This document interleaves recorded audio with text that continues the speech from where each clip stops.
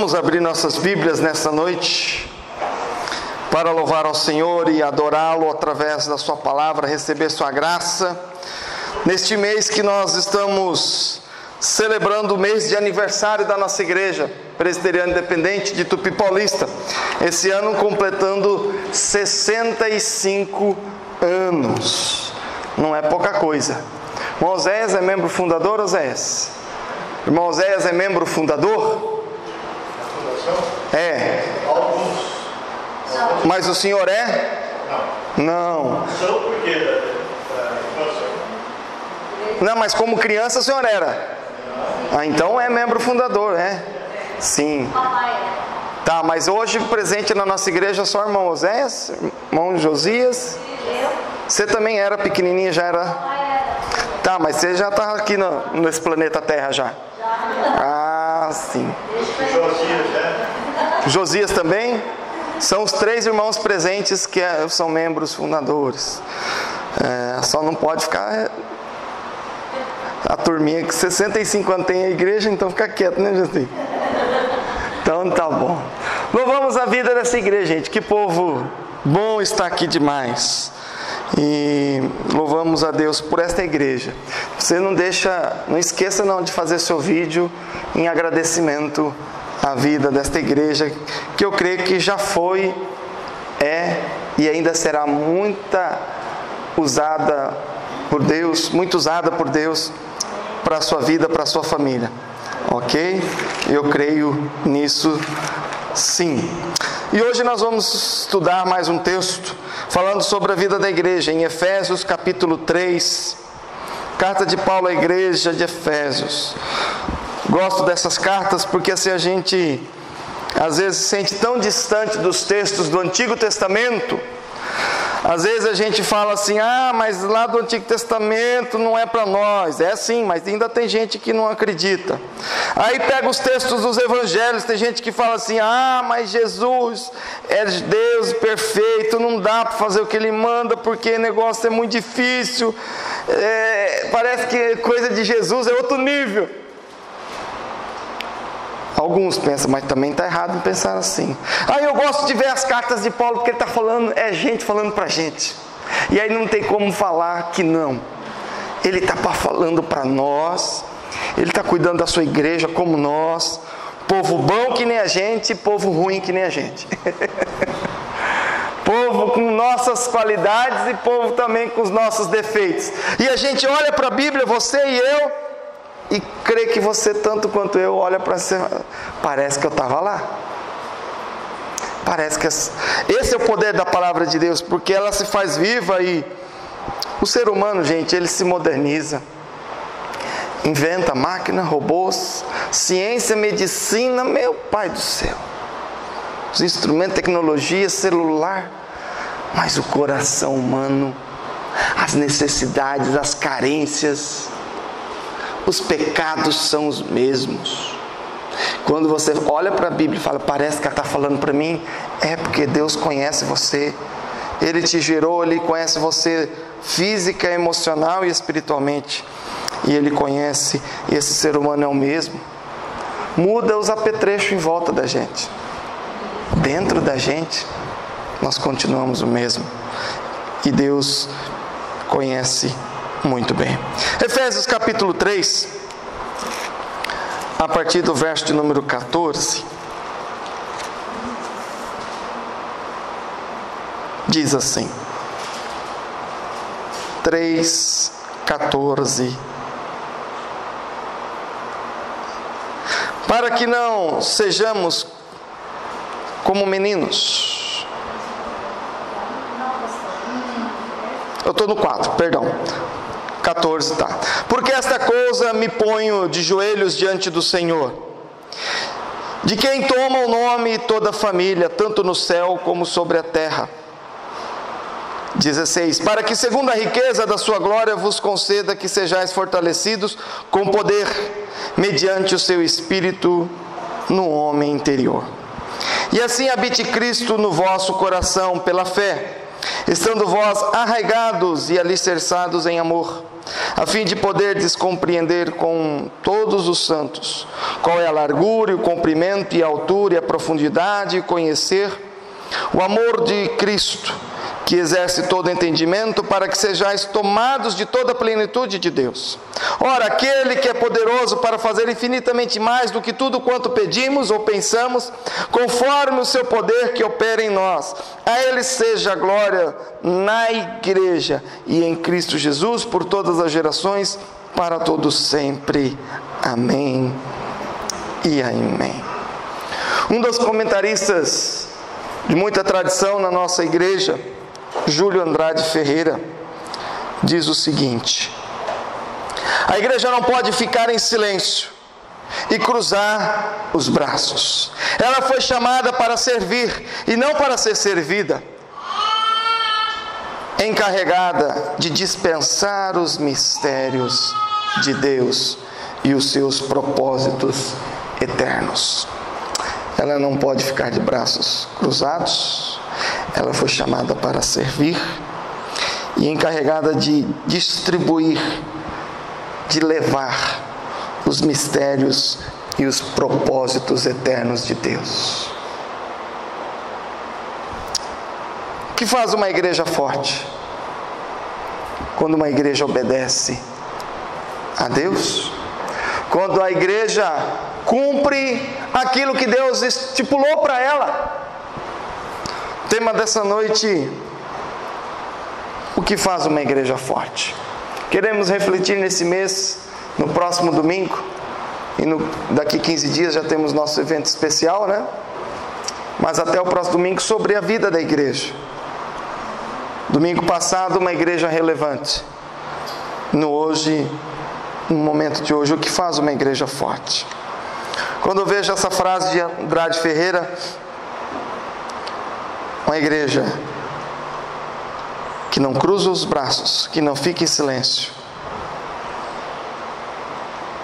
Hoje assisti um vídeo que mandaram em mensagem, um bispo romano falando assim: cadê os padres, os bispos, os pastores, que têm que se manifestar no momento de tanta corrupção e tanto desmando no nosso país? A igreja não pode se calar. A igreja é a voz de Deus, porque nós temos a palavra de Deus. Nós, povo, você, Deus usa a sua boca, nós temos que falar. Essa igreja que caminha na terra, nós precisamos falar. Deus fala através da minha e da tua boca.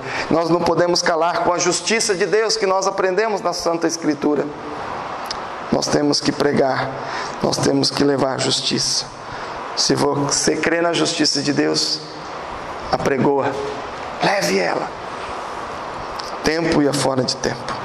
Nós precisamos caminhar. Esse texto, a partir do verso de número 8, voltando um pouco mais, ele diz o seguinte: alegria de pregar e revelar os mistérios de Deus. Talvez você tenha perguntado: o que é? Quais são os mistérios de Deus? Os mistérios de Deus da igreja, naquele contexto, é que os gentios estariam em posição igual à dos judeus, o povo escolhido de Deus. Deus teve um propósito especial para o seu povo, Israel, povo que veio do deserto para Canaã. Mas esse povo não escolheu a Deus. E os mistérios de Deus, desde a fundação dos tempos, porque assim nós cremos, é que Deus amou toda a sua criação e escolheu de uma maneira estratégica o povo judeu, mas escolheu de uma maneira salvadora todo aquele que o buscar. E o judeu não entendia esse negócio. O judeu achava que ele, sendo um povo escolhido de Deus, a menina dos olhos de Deus, para ser instrumento da pregação deste evangelho, desta palavra, Eles eram especiais para serem usados, não para serem exclusivos. Olha que diferença. Israel é menina dos olhos de Deus para ser usada para levar o evangelho de Deus, mas esse povo não quis. Esse povo diz: mate-o, crucificam. E aí, de menina dos olhos de Deus a pregar o evangelho para o mundo, assim o fez no começo os apóstolos que permaneceram, mas não de uma maneira geral. Mas Deus escolheu todos, gentios, judeus, gregos, bárbaros, para a sua obra. E nós temos que levar com alegria, essa palavra de mensagem. Como se faz uma igreja forte? Uma igreja que prega o evangelho alegremente para todas as pessoas. Muitas vezes eu fico pensando, assim como o povo judeu queria o evangelho para si, queria Deus para si. Deus é meu, Deus é nosso, do nosso povo, e não é do estrangeiro. Tinha muito essa questão de deixa o estrangeiro para lá, Deus é nosso. Larga Nínive para lá, Deus, o que eu vou fazer naquela terra? Não vou pregar para Nínive não, disse Jonas. Ele tinha motivo para dizer não. Ele tinha motivo. Talvez a igreja hoje, em alguns momentos e algumas pessoas, vive como o judeu daquele tempo. Tá bom assim.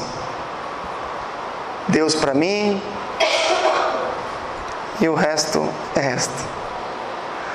Eu já alcancei minha salvação, venho na igreja, sou dizimista, canto, até levanta a mão, ó, como eu sou especial, até levanta a mão. E acha que Deus é para você, para a sua igrejinha. Mas uma igreja forte, uma igreja que tem um povo alegre, pregando o evangelho para toda criatura. Uma igreja que não prega, uma igreja que não tem uma visão missionária, de levar o evangelho para todos, de revelar os mistérios de Deus para toda criatura. Essa igreja, ela não só enfraquece, como está com a possibilidade de morrer. Não sei mais de quem que eu ouvi essa frase, mas já repeti muitas vezes. As portas do inferno não prevalecerão contra a igreja do Senhor Jesus Cristo, mas a igrejinha que você frequenta, ela pode fechar as portas. Me entende? Se ela não pregar, se ela não se alegrar em ir para os hospitais, para as escolas, para as esquinas, de achar que nós somos alegres por cantarmos alegre. Oh, eu canto alegre, eu sou alegre no culto. Que alegre nada. Você gosta de festa. Acaba o culto, acaba a festa, acabou a sua alegria, e você continua aquele chato, aquele crente insuportável, e vive uma vida de falsidade que não leva o evangelho para ninguém. Eu tenho pedido ao Senhor estratégias, maneiras de pregar o evangelho, lugares diferentes, e Deus já tem feito coisas novas na minha vida aqui neste lugar, me dado novas estratégias. Você tem pedido ao Senhor alegria de pregar a salvação, alegria de pregar o evangelho? Se você tem vivido a vidinha de quarta-feira, um GE, domingo, tem gente que vem na escola dominical mais por causa dos filhos, já não vem à noite, que pensa na educação dos filhos, mas ele mesmo não está nem aí para Deus. Quer que os filhos se convertam, mas eles mesmos não se converteram. Complicado. Mas nós temos que ter alegria, porque eu fico pensando na matemática de Deus. Hoje você está ocupando este lugar aí porque alguém pregou o evangelho para você, e você está aí. Mas pensando na pregação do Evangelho e na matemática das gerações, eu fico pensando o seguinte: no banco da igreja onde habitava meu avô, minha mãe que já faleceu, hoje está eu estou levando o Evangelho para os meus filhos, pensando só na família. Eu te pergunto, o dia que você morrer, você vai deixar quem sentado no seu lugar? Ou você é tão religioso que não quer que ninguém sente no teu lugar nem depois que você morra? Esse lugar é meu, nem depois de morto, senão vem me puxar o pé do indivíduo. Meus irmãos, eu quero pensar, sabe por quê que a igreja não cresce? Porque você não tem substituto. Você não fez o teu papel de cristão enquanto vivo, empregou o Evangelho e colocar alguém no teu lugar. A igreja não tem reposição, muito menos crescimento, né? Porque o crescimento teria que ter o seu substituto e mais alguém. Mas se a igreja está com o banco vazio, é porque alguém não teve peça de reposição. Alguém descumpriu o seu papel. Olha para o seu lado, tem banco vazio? Alguém falhou. Alguém falhou. Se não tem peça de reposição, eu estou pensando na família, mas muito fora da família, porque você pode arranjar substituto fora da família também. Você deve pregar o Evangelho a toda criatura, dentro da família e fora dela. Quem? Quem será que vai sentar no teu lugar? Ou na geração futura o seu lugar vai ficar vazio? Eu espero colocar muitos bancos cheios, não só a minha vaga, mas eu esteja ocupando muitos bancos através de muitas vidas. Esse é o meu desejo diante de Deus. Devemos pregar e resgatar as ovelhas de Israel, povo como um todo, pregar no poder do Espírito Santo. Verso 8 e verso 9. A mim, o menor de todos os santos, me foi dado esta graça de pregar aos gentios o Evangelho das insondáveis riquezas de Cristo e manifestar qual seja a dispensação do mistério desde os séculos oculto em Deus que criou todas as coisas. Quantas coisas boas nós temos para pregar. Quanto a mim, o menor de todos, você se acha incapaz de pregar? Olha para Paulo, que escreveu esse texto. Um bandido por excelência, matador de cristãos. A gente costuma dizer de bandido assim, muito sanguinário, né? Esse gostava de matar para ver o tombo do outro. Já ouviu essa expressão? Tipo de bandidos ruins assim, que gostam de atirar só para ver o jeito que o outro cai. Esse era Paulo. Gostava de saber de que lado que o crente ia cair, para a direita ou para a esquerda. Se o leão ia começar comendo pelo pé ou pela cabeça. Ele se divertia. Mas esse, sendo o menor de todos, se colocando como o menor de todos, fez a maior obra de todas. Então pensa quem é você. Você pode muito mais do que Paulo. Você pode muito mais do que ele. Temos que ter a alegria de pregar o Evangelho. Segundo, no verso 16, diz assim: para que, segundo a riqueza da sua glória, vos conceda que sejais fortalecidos com poder, mediante o seu Espírito, num homem interior.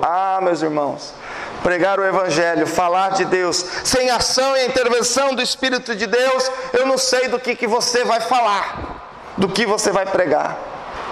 Baseado em quê?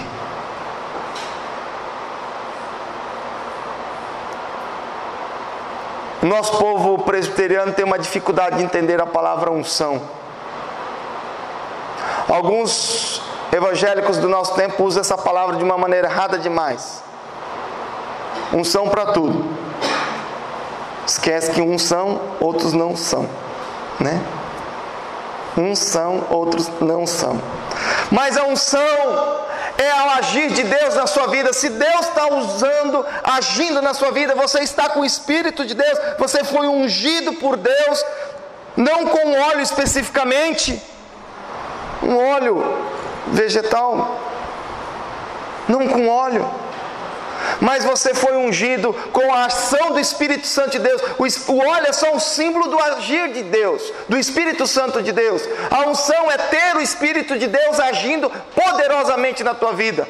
Quando diz que aquele irmãozinho é ungido, quer dizer que o Espírito de Deus está trabalhando naquele vaso, está usando aquele barro, está usando aquele vaso. E se você não tem o Espírito de Deus agindo poderosamente na tua vida, então você não está com a unção de Deus. A unção de Deus para mim é quando Deus está usando o seu servo, a sua serva. Olha que irmão ungido. Olha como o Espírito de Deus está usando ele. Ah, pastor, eu quero ser ungido. É fácil. Faça como Isaías: eis-me aqui. O resto ele faz. Quer ser ungido por Deus hoje em nome de Jesus? Espírito Santo de Deus, unja a tua igreja, dá um poder, uma bênção especial, mas é uma bênção para trabalhar. Sem o agir de Deus, não é pregação, é discurso, falatório. O nosso agir pede força, as nossas palavras não têm sentido sem o dínamos, o fogo de Deus, o batismo de Deus. Batismo não só da água, mas o batismo que é o Espírito Santo entrando na sua vida e fazendo morada. Essa força que nos impulsiona, que nos coraja, que nos arranca do sofá de casa, da preguiça. Como que faz uma igreja forte? Uma igreja que prega o Evangelho, os mistérios de Deus para todo o povo, e prega na unção do Espírito Santo, na ação do Espírito Santo. Nós ficamos às vezes muito preocupados em discutir, tem muita unção, não sei o que, mas esquece a verdadeira unção, que é agir de Deus, o agir do Espírito Santo. Deixa Deus agir. Ungir simbolicamente é o óleo sendo ungido, uma pessoa consagrada por Deus.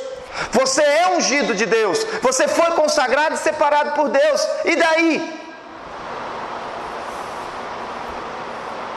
Deus já colocou a mão na tua cabeça, derramou o Espírito Santo de Deus, ungido de Deus e ungida de Deus você já é. Amém? Não fica pedindo uma unção especial de Deus não, você já tem ela. A diferença é que você está na preguiça, a diferença é que você não está trabalhando, a diferença é que você não está dizendo eis-me aqui. E a igreja não é forte. A igreja de Deus é forte porque ela é de Deus e Deus está agindo, mas ela está agindo enquanto as pessoas estão dizendo eis-me aqui. No verso 5 diz o seguinte: o qual em outras gerações não foi dado a conhecer aos filhos dos homens, como agora foi revelado aos seus santos apóstolos e profetas no Espírito. Através dos dons espirituais, Deus se revelou, Deus se mostrou. Lá atrás Ele foi se revelando aos poucos, mas Ele tem se revelado a cada dia mais e mais. E através dos dons, através do agir de Deus, Ele se revela. Através de lermos a Bíblia cada vez mais e mais, Deus se revela. Através de fazermos a obra mais e mais, Deus se revela. Coisa mais gostosa de ser pastor, de estar na obra integralmente, é que quando a gente às vezes vai fazer uma visita, seja no hospital, seja numa casa, seja onde for, a gente às vezes tem a fantasia de que a gente vai levar alguma bênção, de que a gente vai levar alguma coisa de boa para aquele que está triste, enlutado, necessitado. Aí você chega naquele lugar, naquela casa, naquele irmão, aí você escuta um testemunho de vida, você volta para casa, oh Deus, em vez de eu levar alguma coisa, eu estou trazendo para casa. Quantas vezes já aconteceu isso comigo? Mas se eu não tinha nada para dar, mas aquele irmão ficou grato pela presença, com certeza toda presença a gente sabe que é bem-vinda, toda visita é bem-vinda, mas Deus é tão bom com nós, com quem se dispõe, que Ele ainda te dá uma bênção. Você pensou em dar e ainda recebeu. Tem gente muitas vezes querendo receber sem dar. Para de pedir. Sai fazer uma visita. Sai para orar por alguém. Ai, você vai ver como você recebe bênção sem medida. Quando a gente fala, eis-me aqui, eu vou, eu faço, você não sabe o tanto que você é abençoado. Quando tem gente só pedindo, ai Deus, eu vou tanto na igreja, meu irmão, pastor, mas eu oro tanto. Irmão, eu não sou descrente de oração não, eu amo oração, oro muito. Poderia orar mais ainda, mas gosto demais de oração. Mas gente que ora demais e faz de menos. Tem um pastor amigo meu que fala assim, quando o crente ora demais, santo desconfia. Mas só ora. E o agir. E o fazer.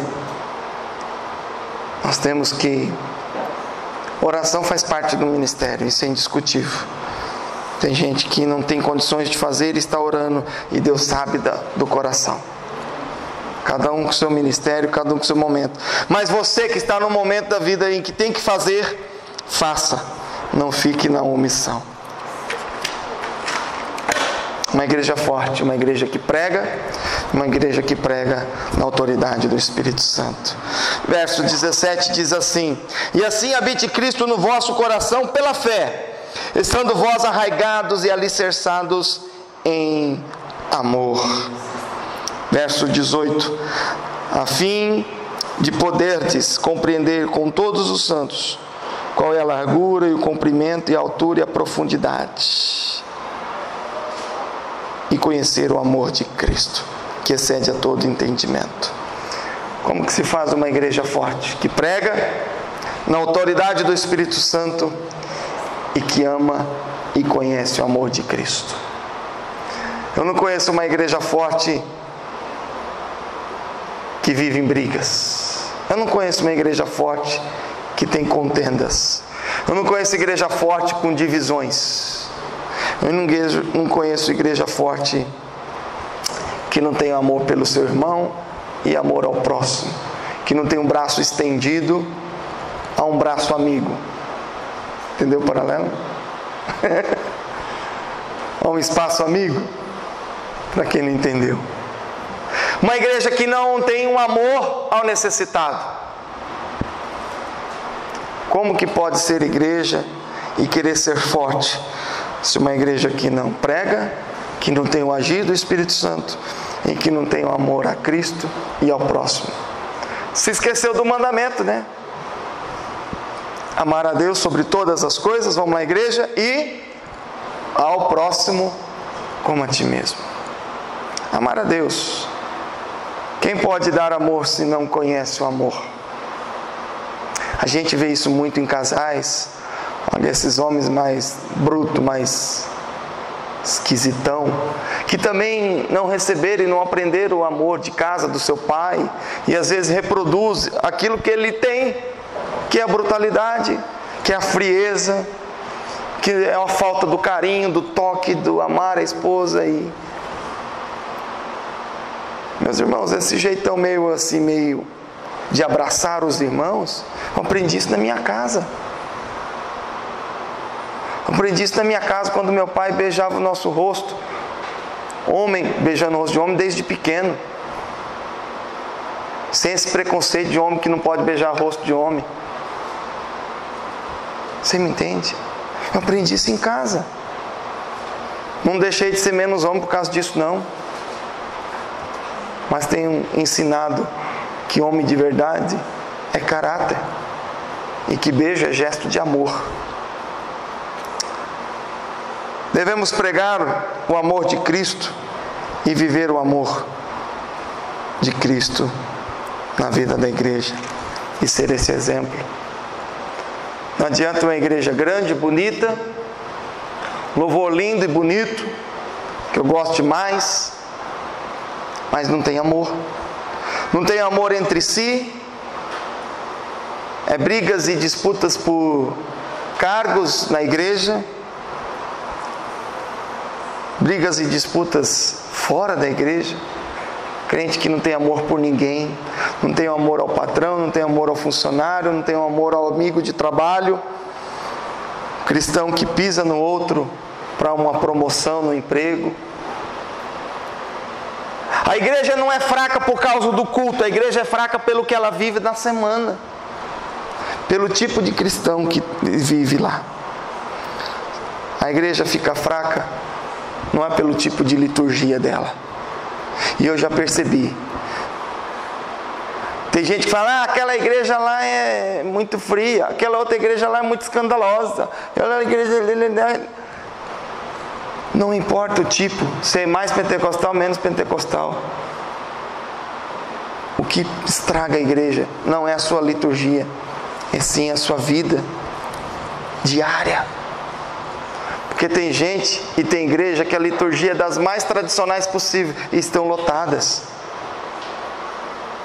Tem igrejas que estão uma liturgia mais liberal possível, assim, tem tudo com jeito, pula, canta, saculeja, sei lá, faz o que quiser. Mas uma igreja com maledicência, brigando e dividindo, daqui a pouco tem outra igreja rachando. Então não serve também. O que muda a igreja não é a sua liturgia, é seu caráter, sua vida com Deus. Seu compromisso em pregar o Evangelho com alegria, na ação do Espírito Santo, que é Deus conosco aqui presente, agindo na vida da igreja e vivendo em amor. O que faz uma igreja forte? Uma igreja viva que prega. Quando Jesus ressuscitou, a primeira coisa que falou para a mulherada, vai, prega.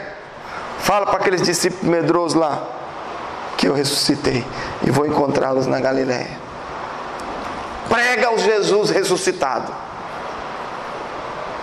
Tem muita gente, muito pastor que gosta de pregar método de igreja. A igreja para crescer tem que ser assim. A igreja para crescer tem que ser assim. Amém? A igreja não precisa ser nem tradicional nem pentecostal para crescer. Nem com célula nem sem célula para crescer. Nem com boa música, nem com ruim. A igreja não precisa de nada para crescer. Ela precisa ser verdadeira. Pregar o Evangelho a toda criatura, a tempo e fora de tempo. Viver na autoridade do Espírito Santo. Pregar de verdade. Não é pregar com falsidade, da boca para fora. E pregar com amor. Viver o amor. Na igreja que ama. Oh, coisa boa. Você já entrou num lugar e foi amado? Já entrou numa igreja e foi amada, acolhida, gente boa, gente simpática. Tão gostoso quando você que é daqui de Tupi, vai para São Paulo, vai para Marília, Araçatuba, Prudente, vai para qualquer lugar desse Brasil. Chega lá, procura uma igreja presbiteriana independente. Tem hora que você sente assim, eu estou na minha igreja. Alguém já sentiu isso? É bom demais. Mas eu também já entrei numa igreja e falei assim, nossa, não é minha não. Gostei desse lugar não. Tem igrejas e igrejas, né? Tem crentes e crentes. Mas a igreja viva, verdadeira, ela acolhe. Ela ama. Ela abraça. E ela beija. Quero terminar essa meditação no verso 20 e 21. Ora, aquele que é poderoso para fazer infinitamente mais do que tudo quanto pedimos ou pensamos, conforme o seu poder que opera em nós, a Ele seja a glória na igreja em Cristo Jesus, por todas as gerações, para todos sempre. Amém. Uma igreja que prega no poder e na autoridade do Espírito Santo. Uma igreja que vive o amor dentro e fora, no dia a dia. Essa igreja, com certeza, Deus estará fazendo infinitamente mais do que você pensa. Quando você for fazer aquela visita, achando que ia acontecer alguma coisa, vai acontecer outra muito maior. A bênção vai ser muito maior. Quando você orar, pedindo uma coisa para Deus, Deus vai te dar aquilo, mas muito mais. Ou talvez não dê aquilo, vai dar uma coisa muito melhor. Quando você pensar que vai no culto para receber uma bênção, vai precisar de alguma coisa, Deus vai fazer coisas ainda maiores, porque você ainda nem pensou. O que Deus vai dar na minha vida, pastor? Não dá para saber nem na tua nem na minha, porque o que Deus promete é além do que eu posso pensar. Então você não pensou ainda, porque tudo que você pensou ainda é pequeno, porque Deus pode fazer. Amém? Tudo aquilo que você pensou, mas Deus, eu queria, olha assim, assim, assado. Deus vai dar assado triplicado, pururucado assim, né? Mais do que assado, é uma pururuca assim, né? Torradinho, abençoadinho demais da conta. Deus vai dar além do que você pediu. Pastor Jeremias Pereira gosta de uma expressão exponencial, né? Matematicamente falando, não é nem uma soma, nem uma multiplicação, é exponencial, é acima, é mais, é maior. A tua fé tem que ser exponencial, porque o que Deus vai te dar vai ser exponencial, além, maior do que tudo quanto você pediu ou pensou, conforme o poder dele que já opera em você, amém? Porque você é ungido e ungida de Deus.